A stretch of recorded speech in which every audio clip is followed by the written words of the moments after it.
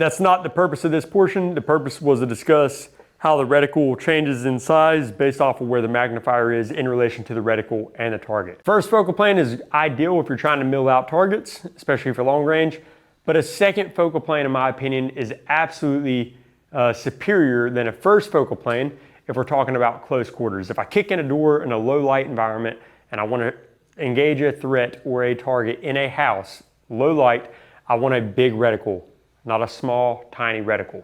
So there is a use for a second focal plane, but ideally for long range precision engagements, we're using a first focal plane to where the target is always in, the target size and the reticle are always relative to each other. Go back one more time.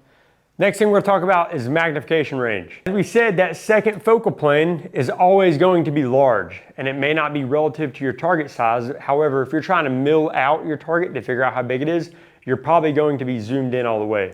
And even with some of the best optics on the market today, like this Vortex Razor Gen 3 1:10, if I'm trying to mill out a target, I'm gonna be zoomed in all the way at 10 power, because if I had a precision rifle scope, I would be zoomed in at 15, 20, or 25 power. So why wouldn't I wanna use it all? So again, just further increasing the fact that a second focal plane is not a bad choice for certain things.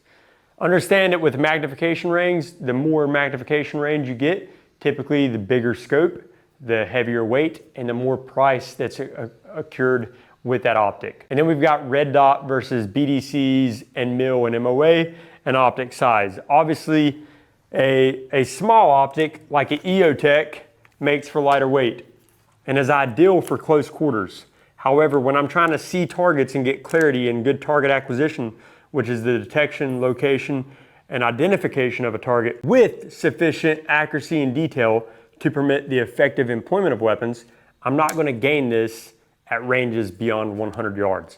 So I want to have some sort of magnifier. But even if I put a magnifier in front of this optic, what are we getting? 3, 5 power? 5 power is still very inferior to a 10 power or even an 8 power LPVO. So we want to think about that. Weight and cost versus size and the ability to get target identification and acquisition downrange. Give me 1 second to find my clicker. Found it. Still with me. All right, moving on. We already talked about this. Here's another image of what first focal plane would look like. Again, if you're zoomed out, the reticle is small. If we're zoomed in, the reticle is bigger, but it's relative to the target size. If we're running second focal plane, it's always going to appear big and large. And now we're going to talk about bullet drop compensators or BDCs compared to mil and MOA optics.